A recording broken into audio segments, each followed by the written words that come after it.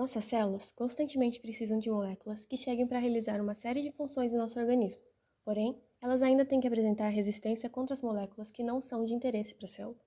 A membrana plasmática é a grande mediadora dessa seletividade. Ela é constituída de uma dupla camada de fosfolipídios, ou bicamada lipídica. Os fosfolipídios são muito importantes para delimitar o conteúdo de dentro e de fora da célula, porque são anfipáticos. Em um único fosfolipídio, temos uma porção hidrofílica e uma porção hidrofóbica. A porção hidrofílica fica na região que chamamos de cabeça polar, porque é polar, assim como a água, mas também possui uma cauda apolar, hidrofóbica e apolar como o óleo.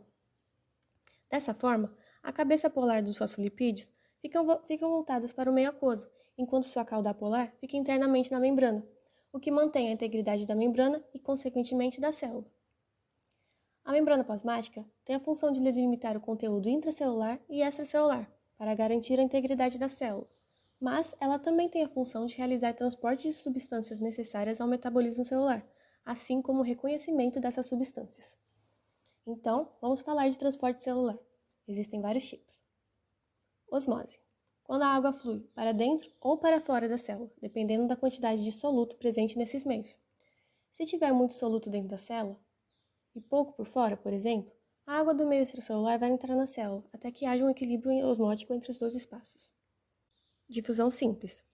Moléculas pequenas o suficiente também conseguem passar pela membrana sem a ajuda de proteínas carreadoras, de acordo com o gradiente de concentração, ou seja, essas moléculas pequenas vão atravessar a membrana da célula em busca de um equilíbrio de concentração entre os meios. A diferença é que agora quem está passando é o soluto e não o solvente. Na difusão facilitada, o movimento ainda é a favor do gradiente de concentração, o que caracteriza o transporte passivo. Mas o que irá passar são íons ou moléculas maiores que não conseguem passar livremente pela bicamada lipídica. As proteínas carreadoras que ficam na membrana da célula reconhecem esse soluto e deixam ele passar de um meio para o outro. Mas e quando o transporte é contra o gradiente de concentração? Para isso temos o transporte ativo.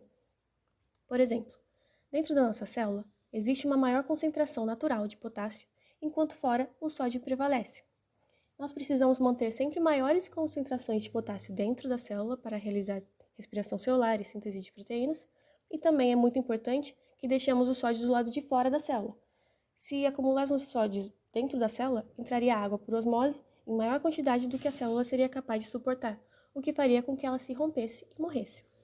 Então, precisamos estar sempre jogando íons de sódio para fora e íons de potássio para dentro. Como estamos falando de ir contra o gradiente de concentração, precisamos de energia para realizar esse transporte. Assim como na difusão facilitada, aqui na bomba de sódio e potássio também contaremos com o auxílio de uma proteína transmembranar.